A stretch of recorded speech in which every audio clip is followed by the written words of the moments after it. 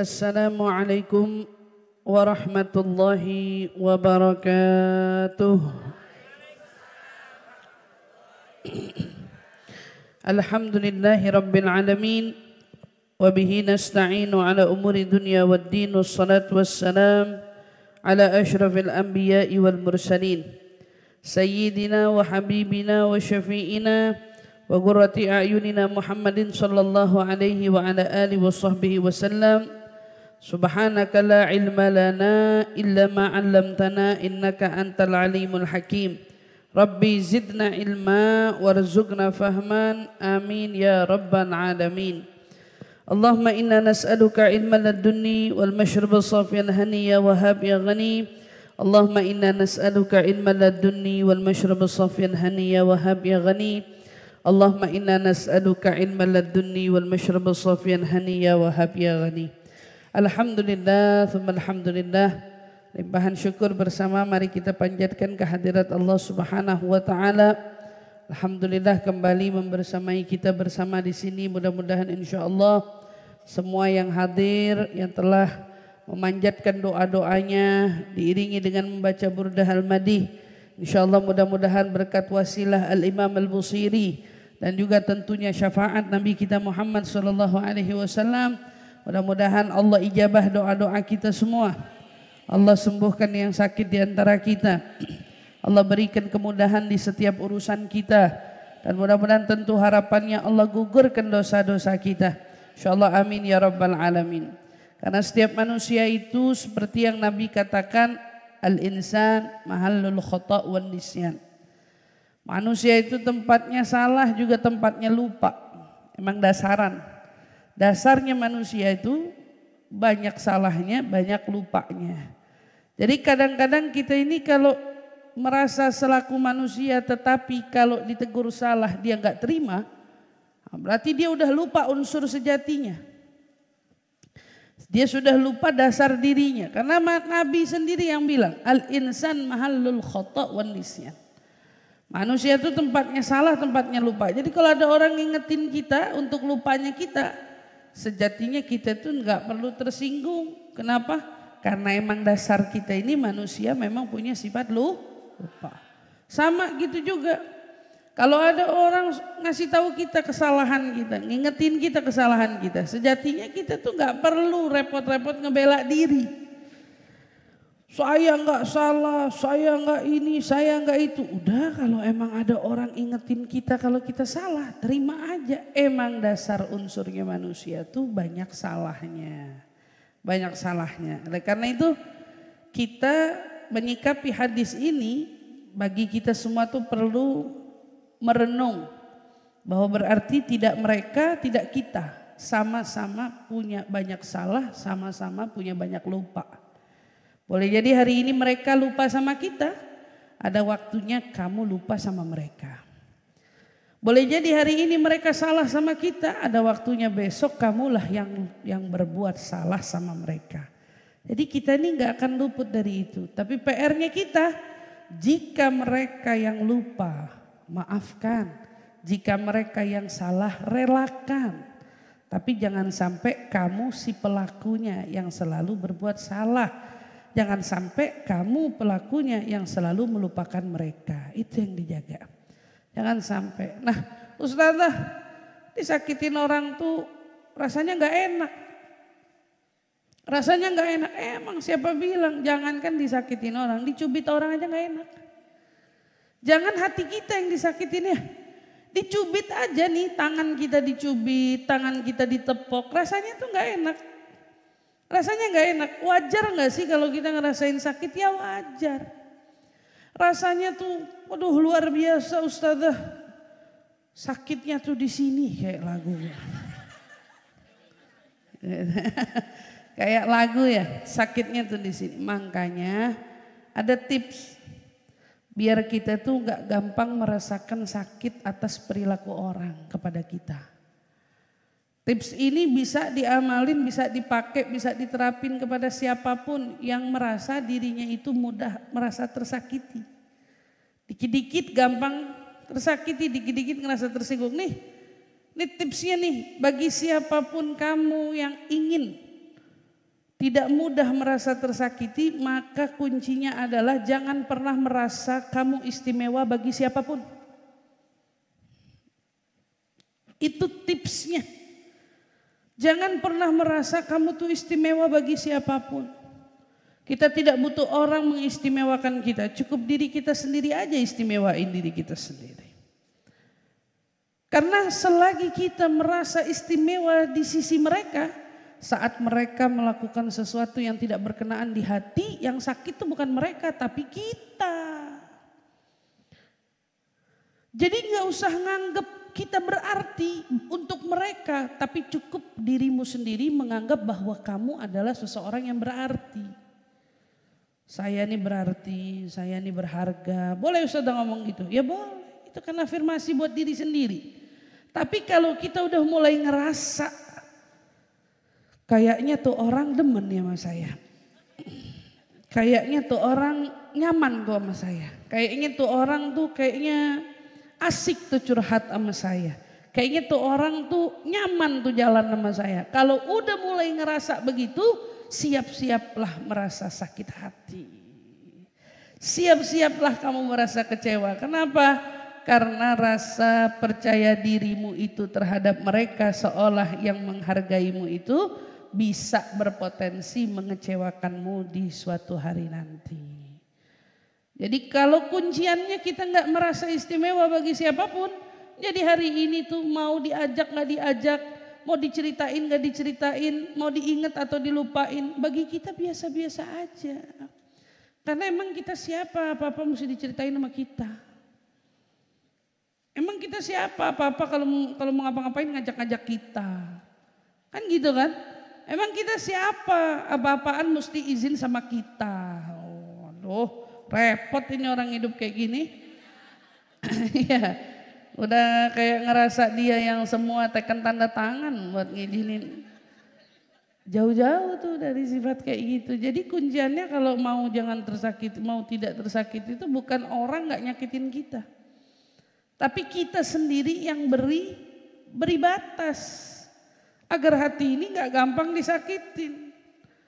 Karena kita tahu dosanya nyakitin orang. Dan kita juga tahu nyimpen dendam betapa ruginya diri sendiri. Gitu.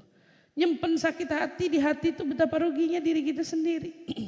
Lama-lama disimpan, lama-lama mendem. Sakit. Tahu-tahu kan? Sakit, kagak ketahuan sakitnya, tahu-tahu innalillah. Benar, nauzubillah min dzalik, kan gitu. Walaupun itu ajal sudah ditentukan, tetapi Allah selalu berikan kita peringatan. Likulli syai'in sababa fa'atba'as sababa. Semuanya itu ada sebab. Telusurilah segala sebab itu. Buat apa kita disuruh menelusuri sebab? Agar kita belajar dari kesalahan yang kamu lihat. Ini ada orang jatuh. Sebabnya apa ya? Oh, ada genangan air. Tapi yang satu jalan lewat genangan air gak jatuh. Kenapa yang ini jatuh? Boleh jadi yang satu jalannya hati-hati, yang satu seenaknya. Terus kita yang nonton sebagai penelusuri sabab ngapain? Belajar untuk jangan sampai melakukan kesalahan yang serupa. Ada orang, Nasallallahu salam walafiyah, ngambil hak orang masuk ke dalam penjara. Kita udah lihat ini perbuatan salah, perlu nggak kita menelusuri sebab? Perlu. Apa sebabnya dia bisa masuk ke lubang sana? Apa sebabnya dia masuk ke dalam penjara? Karena kita nggak bisa pukul rata semua orang yang masuk penjara itu berarti adalah orang yang salah. Karena seorang nabi merasakan masuk penjara. Para aulia ussolihin masuk penjara. Para ulama pernah masuk penjara. Apakah mereka yang semuanya masuk penjara itu dicap adalah orang yang tidak benar? Tidak bisa. Fa'atba'as sababa, telusuri sebab. Nabi Yusuf di penjara kenapa? Ada sebabnya? Ada. Ternyata saat dia memperteguh imannya, dia harus merasakan dinginnya di balik jeruji penjara. Begitu juga para alim ulama saat mereka sedang tekun istiqamah dalam menyebarluaskan agama, menyebarluaskan syariat, ada yang tidak sepakat dengan sudut pandang mereka, mungkin mereka pun akhirnya dimasukin ke dalam penjara. Di satu sisi lain ada juga orang masuk penjara, tapi bukan tentang memperteguh iman, tetapi karena mereka tergelincir oleh bujuk rayu syaitan. Setan yang giring dia, ngambil hak orang kan salah, kan gitu kan? Masuklah dia ke dalam penjara, telusuri sebab ada apa. Untuk kita belajar jangan sampai kita tergolong dalam kelompok mereka, seperti itu. Dan beginilah kita juga dalam belajar, dalam memperbaiki diri, kita perlu tuh ya ngejagain hati orang dan juga perlu ngejagain hati kita sendiri. Jagain hati orang jangan sampai tersakiti karena ulah kita. Jaga hatimu sendiri jangan sampai mudah tersakiti oleh orang lain, oleh ulahnya orang lain. Mudah-mudahan Allah jaga kita semua insyaallah, amin. Amin ya rabbal alamin. Kita mau lanjut daripada pembahasan Alkitab, al-hadits al-qudsiyah, hadis qudsi, hadis demi hadis yang kita uraikan, yang kita baca. Alhamdulillah kita sudah sampai al-mau'izah as-sabi'ah wal 20. Sebelumnya sama-sama kita awali dengan doa ta'lim. Bismillahirrahmanirrahim. Nawaitu ta'allum wa ta'lim wal naf'a wal intifa' wal mudzakarah wat tadhkir wal ifada wal istifadah wal hitha 'ala tamassuk bi kitabillah wa sunnati rasulillah sallallahu alaihi wasallam wad du'a ila al huda wad dilalata 'ala al khair ibtigha'a mardati wa qurbihi wa thawabihi وحسن الخاتمة مع اللطف والعافية والصلاح العاقبة برحمتك يا أرحم الراحمين آمين آمين يا ربان. بسم الله الرحمن الرحيم. وقال المصنف رحمهم الله ونفعنا به وبعلومه في الدارين آمين. رضي الله عنا وعنكم عن سائر الأمة أجمعين إلى أن قال الموعظة السابعة والعشرون.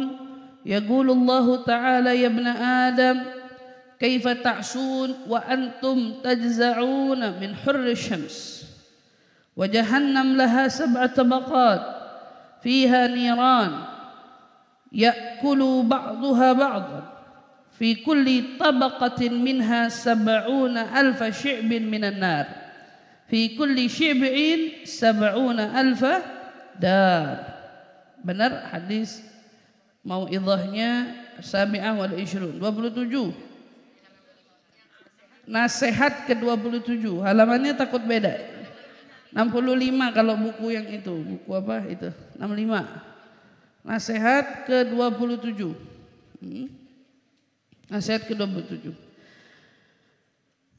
Allah Subhanahu wa taala berfirman dalam hadis qudsinya, wahai anak cucu Adam. Panggilan ini berarti untuk kita semua ya, ya bena Adam. Bagaimana mungkin kamu itu bermaksiat, durhaka, padahal terik matahari saja kamu tidak kuasa menahan panasnya. Ini adalah satu perumpamaan yang Allah berikan kepada kita. Gimana kamu bisa gampang banget maksiat? Padahal di bawah terik matahari aja kamu sering sembunyi karena kamu gak sanggup sama panasnya. Kamu gak kuat di bawah terik matahari itu. Kita gak pakai sandal keluar, gak kuat, panas. Dan segitunya kalau kita keluar di bawah terik matahari di atas aspal kita jalan, itu aspal cuman melukai permukaan kulit kaki. Tetapi kan kalau diukur dengan kadarnya api neraka, yang keinjek kaki, yang mendidih otak, itu gimana? Kan gitu, kaki yang injek apinya, tetapi yang mendidih sampai ke kepalanya, sampai ke otaknya mendidih. A'udzubillah min dzalik. Allah di sini yang ngingetin kita. Kaifa ta'sun? Gimana kamu bisa bermaksiat, durhaka, menganggap enteng, menganggap remeh perintah. Sementara kamu tahu di bawah terik matahari aja kamu gak kuat. Di bawah terik matahari kamu gak sanggup. Maka diingetin di sini, wa jahannam laha 7 tabaqat. Sementara neraka jahanam itu kata Allah mempunyai 7 tingkatan. Neraka punya 7 layaknya surga. Kalau surga naik ke atas, kalau neraka turun ke bawah. Makin naudzubillah buruk dia punya perilaku, makin dalam dia akan ditempatkan di dalamnya. Jadi turunnya gitu, tingkatannya kalau surga naik ke atas, kalau neraka mungkin turun ke bawah. Makanya ada istilah bahwa orang munafik itu akan ditempatkan di neraka paling dasar. Di keraknya, di paling bawah. Nah, itu tempat terburuknya. Itu tempat terburuknya. Di keraknya makin berarti makin dahsyat. Ya kalau kita masak, ya ibu-ibu masak ada kerak, ya kerak itu paling dekat sama sumbernya. Gitu ya, sama sumbernya. Nah, istilah itu dipakai untuk kita apa? Untuk kita sama-sama merenung. Gak ada sejatinya dari kita itu yang kuat sama api neraka. Gak ada yang kuat. Kalau orang bilang kalau kamu gak sanggup kebakar jangan main api. Kalau kamu gak sanggup disiksa di dalam api neraka jangan pernah main-main dengan maksiat. Jangan main-main sama maksiat. Gitu, jangan main sama maksiat. Kita di dapur aja kena api, mas. Yang bisa duduk ngadepin kompor yang udah kebiasaan. Kita yang nggak biasa, masak telur aja pengen buru-buru keluar. Iya, Ustazah tahu dari mana? Saya kan jarang masak, jadi saya tahu. Nah, iya, saya jarang masak, jadi kalau giliran masak telur pengennya buru-buru keluar aja gitu. Tapi kan untuk orang-orang yang udah rutin, udah biasa gitu ya. Masalahnya ini api beda sama api neraka. Gak akan ada sedikit sekujung kuku berbandingannya aja, gak ada. Gak ada, Bu. Naudzubillah min dzalik. Maka ini jadi bahan renungan kita. Fiha niran. Ingat bahwa sesungguhnya 7 tingkatan itu di dalamnya ada apa? Terdapat api yang saling membakar. Ya'kulu ba'duha ba'd. Bayangin sifatnya membakar satu sama lainnya, bukan cuma membakar apa yang dimasukkan ke dalamnya. Sifat api itu melahap satu sama lainnya, artinya dia saling menyakiti satu sama lainnya. Subhanallah. Diiringin lagi. Fi kulli tabaqatin minha sab'una alf syi'min. Di setiap tingkatan itu, ini tingkatan api apa di tingkatan neraka, ada apa? Ada terdapat 70.000 cabang api. Betul ya? 70.000 cabang api. Ini setiap tingkatannya. Pokoknya kalau ngomongin gak akan pernah ada yang sanggup. Diulang lagi. Wa fi kulli syi'bin, dan setiap cabang itu terdapat 70.000 rumah. Ada tempat-tempatnya lagi, subhanallah. Ini buat apa? Buat saling menyiksa gitu ya. Tempat kalau ibaratnya ini, di sini tempat semuanya penyiksaan. Contoh Bu, saya kasih ilustrasi. Rumah seseorang kebakaran. Rumah seseorang kebakaran. Kalau yang kebakaran ruangannya seluas ini, kita bisa lari sana lari sini. Tapi coba na'udzubillah kalau kebakarannya di kamar. Makin sempit gak? Makin sempit. Maka keadaan yang diberikan oleh Allah gambarannya di sini adalah makin kamu bermaksiat, makin kamu akan mendapatkan tempat yang paling sempit. Makanya kenapa disebut ada banyak cabang. Cabang-cabang itu diperuntukkan untuk mereka. Maka lanjutannya coba. Wa fi kulli darin. Jadi neraka yang luas itu setiap tingkatannya ada 70.000 cabang. Di setiap 70.000 cabang itu ada 70.000 rumah. Oke, ini rumah, satu rumah. Wa fi kulli darin sab'una alfa baitin. Dari rumahnya gede dulu. Baru nanti rumah kecil-kecil. Dari situ, dari setiap rumah ada lagi 70.000 rumah kecil-kecil. Siapin. Dan di setiap bait sab'una alfa bi'rin. Nah, ini ada. Tadi ini rumah. Anggaplah sekarang biar ibu bisa punya gambarannya, itu rumah petak kontrakan kecil-kecil. Oke, ada 70.000 rumah petak kecil-kecil. Tapi ternyata di balik setelah ada 70.000, setiap 70.000 rumah itu yang petakan kecil-kecil ada bi'r, ada sumurnya. Makin kecil lagi kan. Nah kita kalau bilang ini maksudnya apa Ustaz? Kayak saya tadi bilang, dalam kobaran api sirkulasi itu, kamu bayangin orang kalau kebakarannya rumah besar, dia seenggaknya itu masih bisa nafas, masih bisa apa. Tapi masalahnya kalau ruangannya lebih kecil, berarti kan kamu gak punya option, kecuali hanya dipanggang, kecuali hanya disakiti ibaratnya gitu. Makin kesiksa lah ibaratnya gitu. Dan dikasih lagi wa fi kulli bi'rin sab'una alfa tabun min nar. Bayangin, dari abis kita ketemu sama yang namanya itu sumur, dari sumur terdapat 70.000 kotak lagi kecil dari api. Makin sempit, makin sempit. Dan dilanjutin setiap kotak ada 70.000 nas'alullah salam al-afiyah kala jengking dari api. Nah, ini di tempat tersempit kamu pakai ketemu sama binatang yang kamu gak bisa lari dari situ. Na'udzubillah. Nah disitulah kiasan, tidak ada gambaran indahnya, tidak ada gambaran enaknya kalau perkara neraka. Di atas kotak disebutkan ada apa? Di kulli tabut sab'una alfa syajarah min zaqqum. Di atas setiap kotak terdapat 70.000 pohon zaqqum. Zaqqum pohon apa Bu? Nah, kalau Ibu pernah di mana ya saya nemuin? Ya ini di Mekah Madinah ada pohon duri, ada pohonnya duri-duri, berduri, bukan kaktus, bukan. Nah, gini, suka lihat nggak film Yesus? Ada film Yesus, dia punya, tahu, ada zaqqum, itu zaqqum. Ibaratnya gitulah,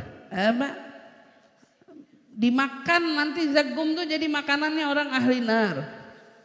Jadi apa yang bisa dimakan dari ente? Makan durian doyan, coba makan kulitnya, bisa nggak? Nggak bisa. Segitunya ibaratnya kalau kamu lihat duri-durinya duren, nggak setajam, nggak selancing, nggak seramping si pohon-pohon ini kan. Api, dari api makan. Orang-orang itu makanannya itu. Di situ ada pohon-pohonnya. Nasallallahu salam alafiyah. Tahta kulli syajarah. Di bawah setiap pohon kata dibilang yang ada di sana sab'una alfa qaidah min nar. Terdapat 70.000 pengawal. Di sana ada 70.000 pengawal lagi. Ya. Betapa rumitnya keadaan di sana. Dikawal. Ada apa? Ma'kulli ga'idin sab'una alfa malakin min nar. Pengawal itu di setiap pengawal ada 70.000 malaikat neraka yang sudah Allah siapin. Kan kalau dengar malaikat kan kayaknya baik aja, tapi ini beda sisinya. Kalau neraka yang Allah persiapkan untuk di neraka, ya malaikat yang Allah persiapkan untuk di neraka, unsurnya sifatnya nggak sama kayak malaikat-malaikat yang pada umumnya kita dengar ceritanya selama ini. Bayangkan malaikat Malik menjaga pintu, itu aja nggak bisa senyum. Malaikat Malik nggak bisa senyum. Rasulullah datang itu katanya dia, sebagian yang bilang gak senyum juga. Emang karena Allah ciptain dia gak bisa senyum. Dia mau senyum buat Nabi tapi gak bisa. Gitu. Ada yang bilang gak, dia senyum cuman sedikit. Karena itu adalah karakternya dia. Yang memang Allah ciptain dari sananya begitu. Nah ibu-ibu kalau ketemu ada orang mukanya diamnya aja cemberut gitu ya. Diamnya aja cemberut. Nah itu gak usah dipermasalahin. Karena udah dari sananya mukanya emang begitu. Atau diamnya aja mukanya kayak orang marah. Ada kan orang? Nah, itu juga nggak usah dipermasalahin. Emang udah dari sononya begitu.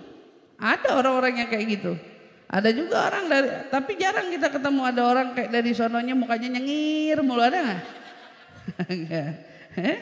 Nyengir tuh. Karena senyuman itu adalah sesuatu yang perlu dicari pahalanya.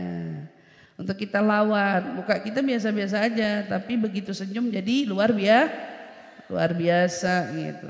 Nah, di setiap apa ini? Di setiap pengawal tadi ada lagi dikawal oleh 70.000 malaikat.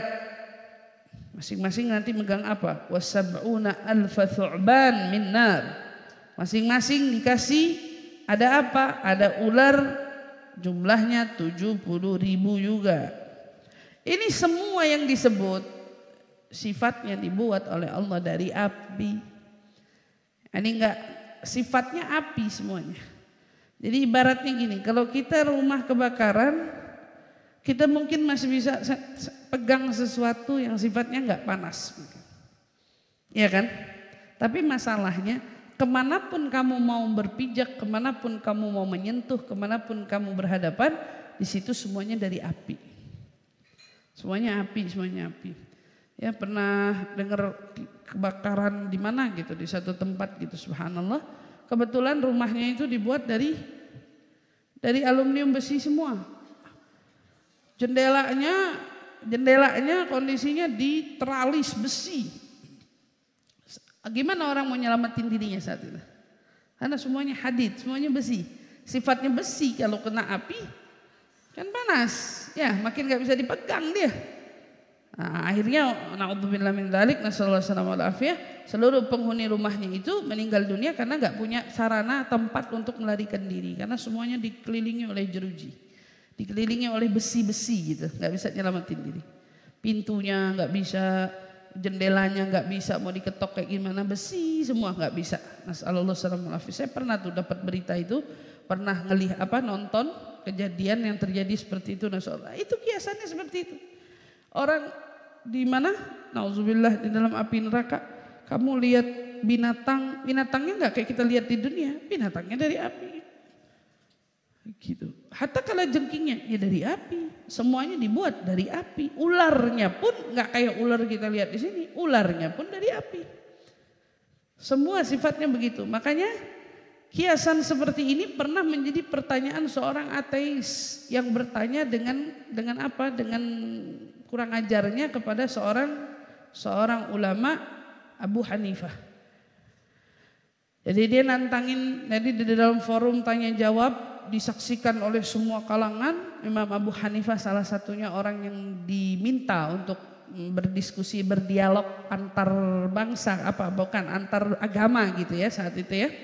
Ditanya sama orang ateis, bagaimana mungkin, katanya ateis ini bilang, Allah mau menyiksa setan, iblis yang katanya terbuat dari api, tapi disiksanya di api juga. Gimana mungkin, katanya dibilang. Itu nggak adil dong.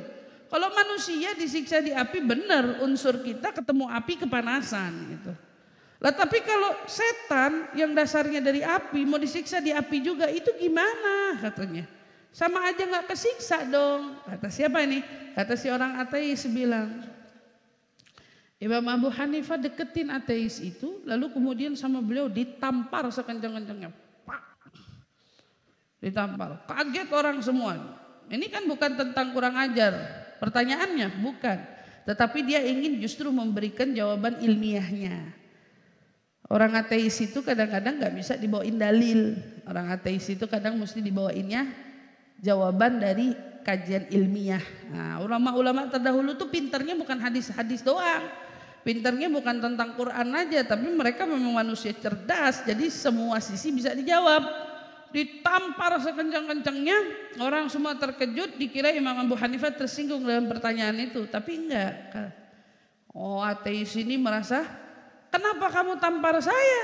Kata ateis bilang. Imam Abu Hanifah bilang, gimana rasanya tamparan saya? Sakitlah, ditampar masa enggak sakit? Imam Abu Hanifah bilang, kamu punya pipi kulit, saya punya tangan kulit. Begitu pipi dengan tangan dipertemukan dalam kecepatan yang sangat kencang, maka dia akan memunculkan reaksi sakit. Enggak? Sakit. Ini kulit, itu kulit.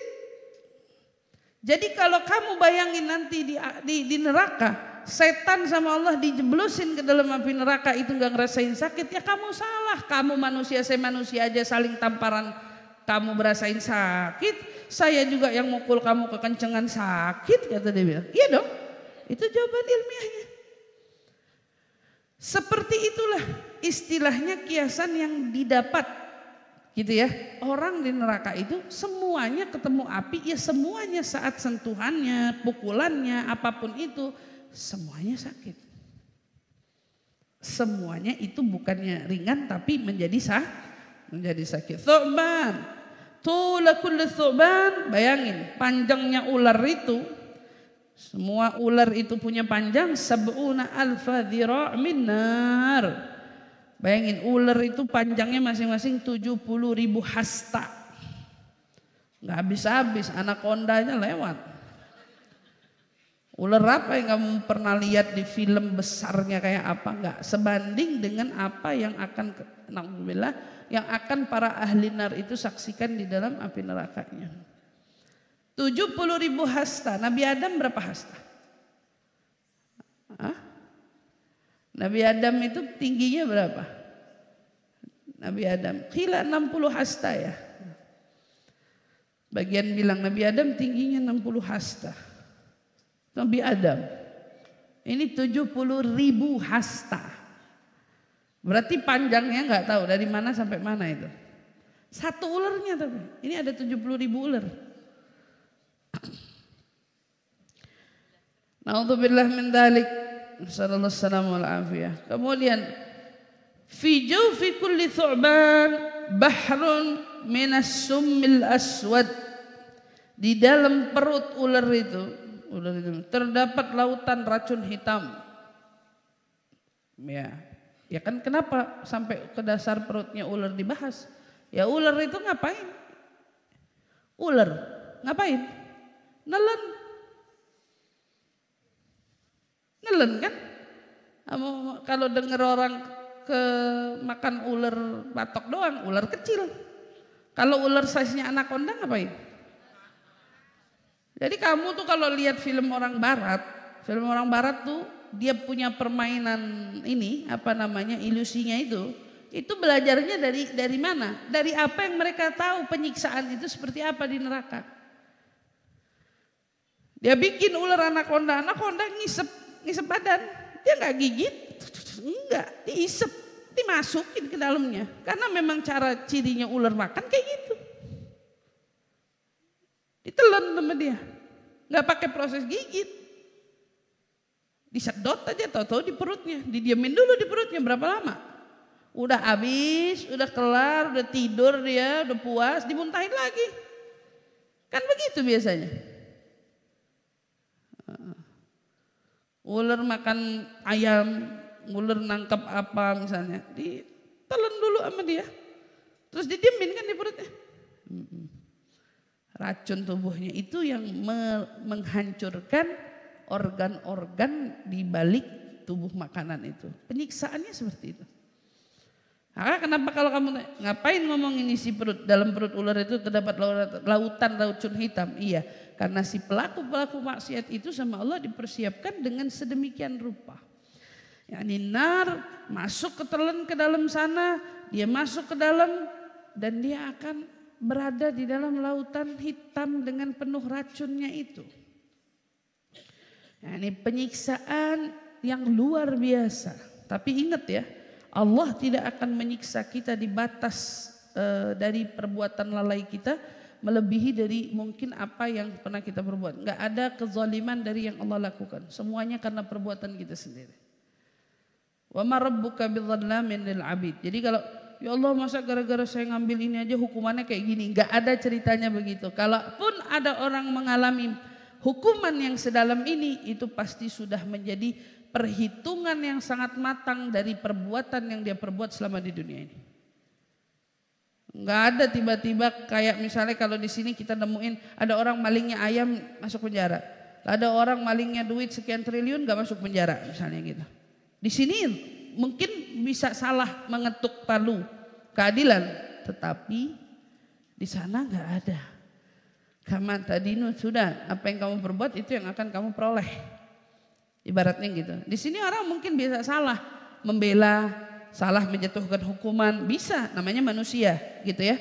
Karena ini hukumnya dunia, akan tetapi di akhirat.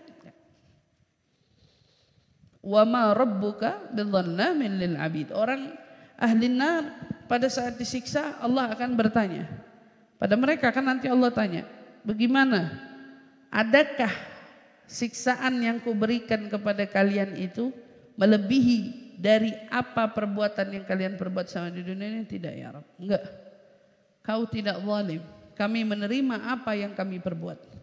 Yani balasan itu adalah karena perbuatan kita sendiri. Jadi nanti jangan dibolak-balik, wah ini serem banget, hukumannya masa sampai segini. Ini punya apa?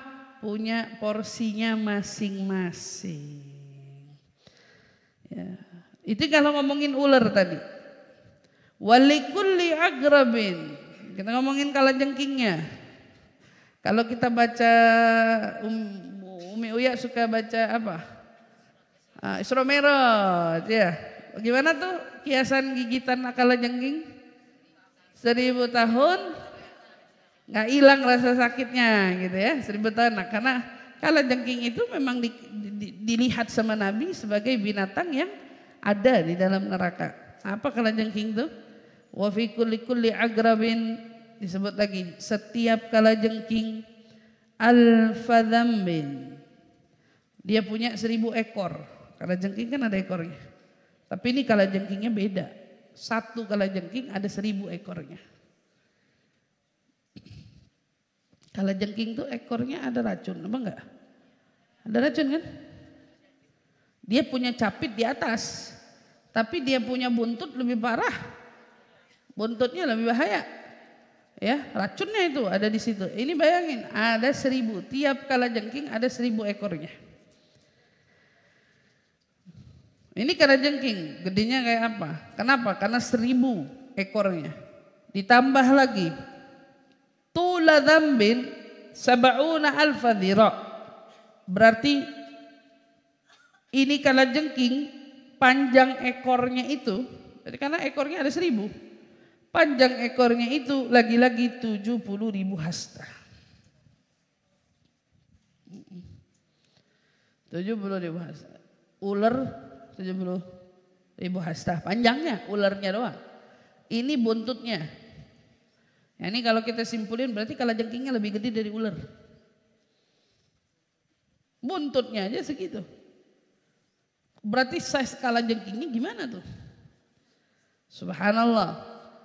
Assalamualaikum warahmatullahi wabarakatuh. Fi kulli dzambin 70.000 ratran minas summil ahmar. Nah, ini dipertegas. Yang mana pada setiap ekor terdapat 70.000 pound racun merah. Retren pound atau apa istilah pound itu? Retren ya liter. 70.000 liter ya, 70.000 liter racun merah. Saya nggak tahu unsurnya racun merah kayak gimana. Tapi inilah istilahnya betapa menyiksanya keadaan di sana. Maka hendaknya kalau kita dari tadi dikasih kiasan begini, mana sebabnya apa? Maksiat. Sebabnya maksiat. Orang maksiat. Fabi nafsi ahlifu. Maka dengan diriku aku bersumpah. Yani Allah bersumpah dengan dirinya sendiri. Biasanya Allah bersumpah dengan demi masa ini, masa. Artinya masa itu agung. Kalau ini sumpahnya demi dirinya sendiri. Ahlifu binafsi. Saya sumpah demi diri saya sendiri. Watturi. Tur, Gunung Sinai. Wa kitabim mastur. Kitab mastur adalah kitab yang ditulis pada lembaran-lembaran yang terdahulu. Fi raggin mansyur. Nah, disebut lagi di raggin mansyur, kitab-kitab yang tulis-tulis zaman dulu itu kan per lembar ya, yang tersebar luas di mana-mana. Nah, ini Allah bersumpah wal baitil ma'mur. Demi apa lagi? Bait Ma'mur. Wasaqfil marfu', atap yang ditinggikan, yakni Allah bersumpah demi langit. Wal bahril masjur, laut. Allah bersumpah demi laut. Di sini ini kan ada ayatnya ya. Surat At-Tur 1 sampai itu. Ini Allah bersumpah, Wat-Tur wa kitabim mastur fi raqqim mansyur wal baitil ma'mur. Sumpahnya Allah di sini. Allah sumpah, apa yang Allah mau sampaikan?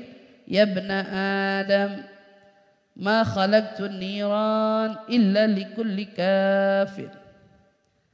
Wahai anak cucu Adam, aku tidak menciptakan api neraka kecuali untuk orang-orang kafir. Wa nammam. Siapa selanjutnya? Penyebar fitnah, adu domba. Jadi ingat ya, neraka diperuntukkan untuk siapa? Ini yang lagi disebut sama Allah. Kafir, nammam, agal walidain. Durhaka sama orang tua yang tidak berbakti kepada orang tuanya. Wal murai, yang suka pamer ibadah, pamer harta, pamer semua dah. Al murai termasuk, kan gak ada gunanya pamer begitu-gituan. Ya, pamer harta, pamer amal, apalagi lebih bahaya lagi. Sedekah sekian pamer, ngerjain doa malam pamer, ngerjain apa, itu godaannya dahsyat ya, luar biasa.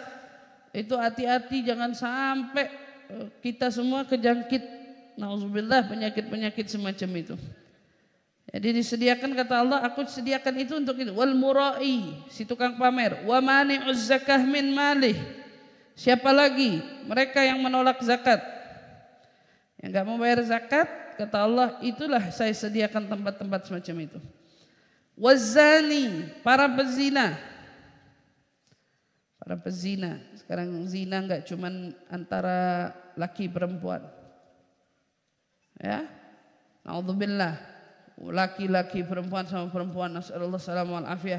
Banyak macam-macam cara zina sekarang, menghasut, ini masuk daripada bagian itu. Kemudian wa akilur riba. Akil riba, orang yang makan harta riba. Hati-hati. Wal khamri, musyaribul khamri, yang minum minuman keras. Maka kalau diukur, Allah enggak nyiapin itu untuk ahli ta'ah. Allah enggak nyiapin itu untuk ahli kebaikan. Allah enggak nyiapin itu untuk orang-orang yang jaga iman. Tapi Allah menyiapkan itu untuk mereka para pelaku maksiat. Di antaranya wadzalimul yatim, orang yang zalim sama anak yatim. Gak peduli sama anak yatim, zalim sama anak yatim apa dimanfaatin, disiksa mungkin, di apa nih, Allah mudah-mudahan Allah jaga. Ini wal ajirul ghadir, orang upahan yang curang. Padahal dia ini dalam kerja, diupah, digaji, tapi curang sama orang yang baik sama dia. Ada istilah orang kita bilang apa? Jangan gigit lengan orang yang kasih kamu makan. Jangan suka curang. Sudah benar-benar dikasih jalan untuk berbuat kebaikan, malah nyeleweng dari belakang. Malah lupa daratan. Nasallallahu salam wal afiyah. Ini orang-orang yang curang-curang begini nih, ditegur. Karena gak tahu diuntung, gak tahu terima kasih, gak tahu orang itu sudah berbuat baik sama dia, malah dimanfaatin. Misal contoh, sudah dipekerjakan malah maling. Misal contohnya, sudah dipekerjakan malah khianat. Nah, seperti itu. Sudah dibantu malah di luar sana ngata-ngatain. Malah apa? Banyak lah orang kayak gini. Banyak. Wal ajirul ghadir, padahal ente ditolong.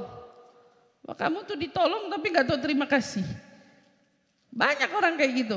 Kamu dibantuin, dinafkahin, istilahnya diberi peluang, diberi jalan. Saya selalu ibaratnya sama karyawan, saya selalu bilang gini, kamu kerja sama saya, kalau ada terbersit aja di benak kamu, pengen usaha seperti saya, ngomong. Saya jadiin kamu customer. Tapi jangan sampai saya nemuin kamu buka toko dan kamu kerja sama saya. Itu namanya curang. Itu namanya khain. Itu namanya khianat. Mau ngomong. Bilang saya mau ikhtiar usaha lebih. Ngomong. Dan percaya atau enggak ada yang memperlakukan itu. Justru para pengkhianatnya yang banyak. Nah, orang tuh kalau mau jujur. Kita ngasih orang makan, buka ayo siapa misalnya kerja. Di warung nasi uduk sama-sama lihat ini nasi uduknya cara bikinnya atau gimana. Jangan khain, jangan khianat. Ngomong kalau mau buka sama di mana kamu kerja sama majikan Bu, boleh nggak saya mau usaha juga kecil-kecilan, pengen ngerintis kayak ibu, izin. Jangan jadi khain, sudah dibantuin, digaji, dikasih kerjaan, malah ngambil resep orang. Malah nyaingin orang buka, itu bukan ajaran Islam. Islam gak ngajarin kayak gitu. Jangan khain, jangan khianat, gitu. Nggak boleh itu. Ngomong jujur, boleh nggak saya usaha? Malah kita seneng, bisa jadi kita bantu. Buka, kamu mau ikhtiar ya Bu, saya ini kan punya anak Bu sekarang Bu, saya ini punya orang yang perlu saya nafkahin Bu, saya punya tanggung jawab. Orang seneng tapi jujur. Daripada nilep dari belakang, ambil dari belakang, khianat dari belakang. Nasallallahu. Ini masalah banyak banget di mana-mana kita temuin orang-orang kayak begini. Ya. Wal ajirul ghadir wan naihah. Siapa lagi selanjutnya? Untuk orang-orang yang sering kali meratapi kematian, an-naihah itu. Orangnya, keluarganya udah meninggal, masih diratapin aja sama dia. Kenapa? Kadang-kadang ini suka berbenturan dengan siapa? Istri ke suami atau ibu ke anak. Istri ke suami atau ibu ke anak. Misalnya orang terkasihnya meninggal mendadak, ratapnya lama banget.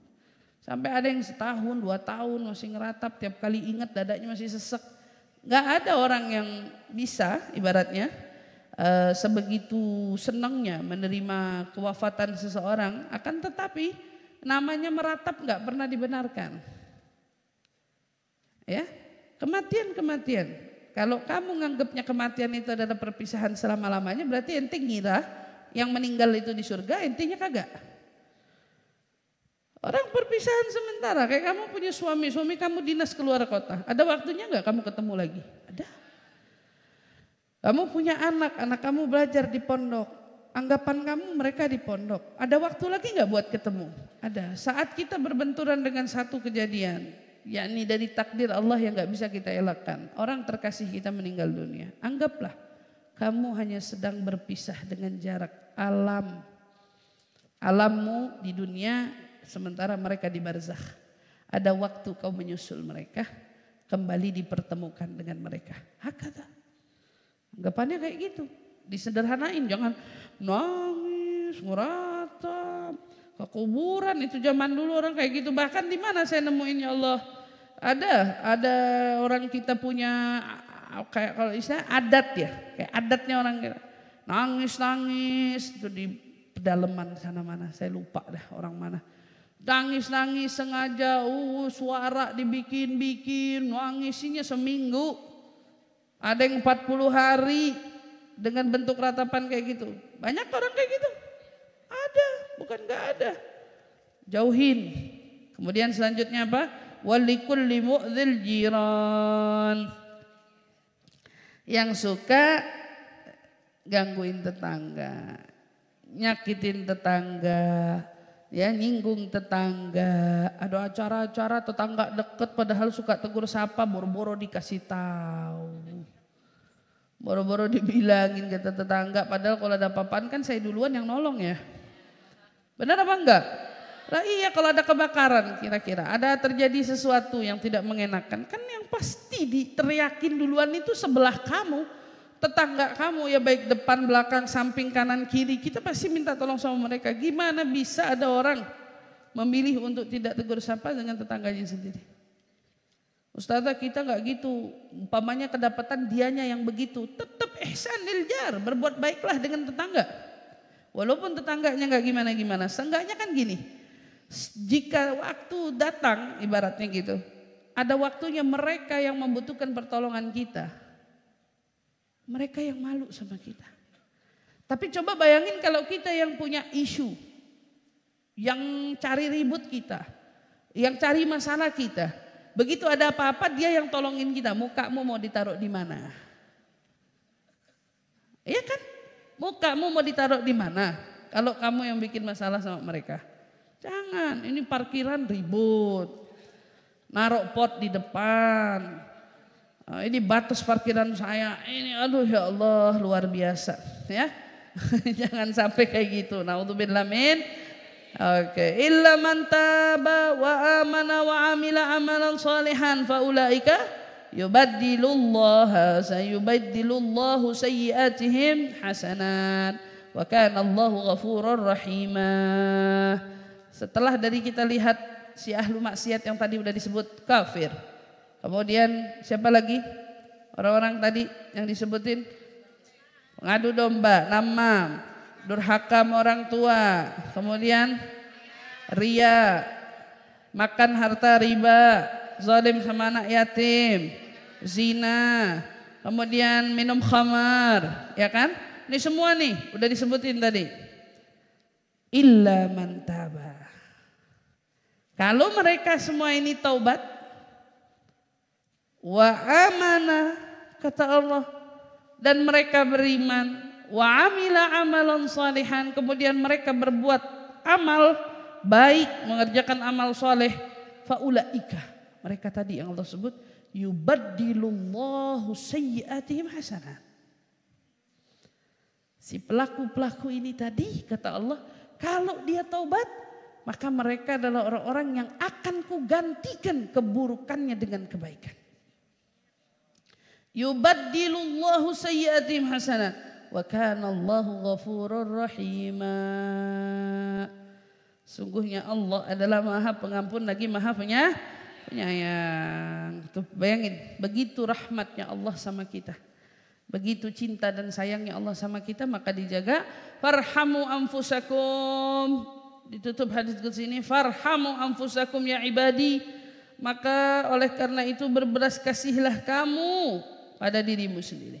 Ingat, kesianin diri kamu. Fa innal abdan dha'ifah. Ingat, tubuhmu itu lemah, badanmu lemah. Was-safar ba'id, perjalananmu itu jauh. Wal himla tsagil, diingetin lagi. Beban bawaanmu berat. Dikasih tahu sama Allah, was-sirat daqiq, dan jembatan sirat itu halus. Wan nagid basir. Dia bilang, ingat sang pengawas itu maha melihat, Allah yang paling wal ghadi rabbul alamin, dan sang hakim yang nantinya akan membuat keputusan kepada kita adalah Tuhan semesta alam, yaitu Allah Subhanahu wa ta'ala. Maka bekali diri kita semua insyaallah, mudah-mudahan Allah jauhkan kita dari maksiat. Maka sering-seringlah bertaubat di setiap harinya, minta sama Allah agar Allah bukakan pintu taubat untuk kita, untuk dosa-dosa kita, kelalaian-kelalaian yang pernah kita berbuat. Allah Maha Pengasih, Maha Penyayang. Ketahuilah berapa banyak pun dosa yang pernah kau perbuat, jika itu dibenturkan dengan luasnya rahmat dan kasih sayang Allah, maka dosamu tidak ada apa-apanya.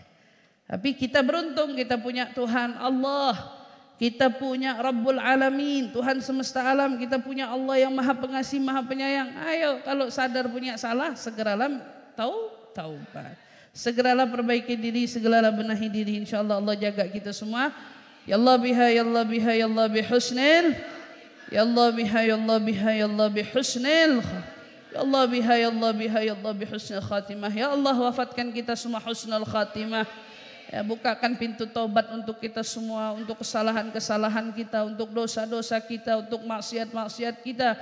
Ya Rabb, hanya Engkau yang Maha Pengasih dan Maha Penyayang dan Maha Pengampun dari semua dosa. Ampunkan dosa-dosa kami ya Allah, ampunkan dosa orang tua kami ya Allah, ampunkan dosa pasangan kami ya Allah, ampunkan dosa anak-anak kami ya Allah, ampunkan dosa saudara-saudara kami ya Allah, ampunkan dosa seluruh kerabat sahabat kami ya Allah, dan ampunkan dosa kami ya Allah. Jangan Kau wafatkan kami kecuali wafatkan kami dalam iman, kecuali wafatkan kami dalam Islam, kecuali wafatkan kami di atas kalimat la ilaha illallah Muhammad Rasulullah sallallahu alaihi wasallam.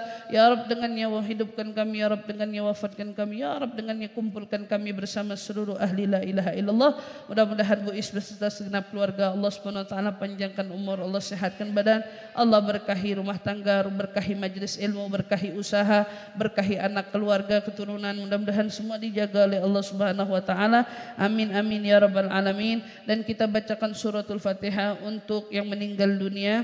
Pertama Syarifah Salma binti Ali Al-Haddad dan juga Nungki Ariyati binti Iman Supangat, dan masing-masing dari ahli keluarga kita yang telah berpulang ke rahmatullah, walidina walidikum khassah wa ammatul muslimina amma, annallaha yataghashahum birahmal maghfirah wa yaskinuhumul jannah wa ila hadratin nabi sayyidina Muhammad sallallahu alaihi wasallam bisirril Fatihah. Bismillahirrahmanirrahim. Alhamdulillahi rabbil alamin. Arrahmanir rahim. Maliki yaumiddin. Iyyaka na'budu wa iyyaka nasta'in. Ihdinas siratal mustaqim. Siratal ladzina an'amta 'alaihim ghairil maghdubi 'alaihim waladdallin. Amin amin ya rabbal alamin. Qabul. Terima kasih Ibu semua untuk segala perhatian. Kurang lebihnya mohon maaf. Assalamualaikum warahmatullahi wabarakatuh.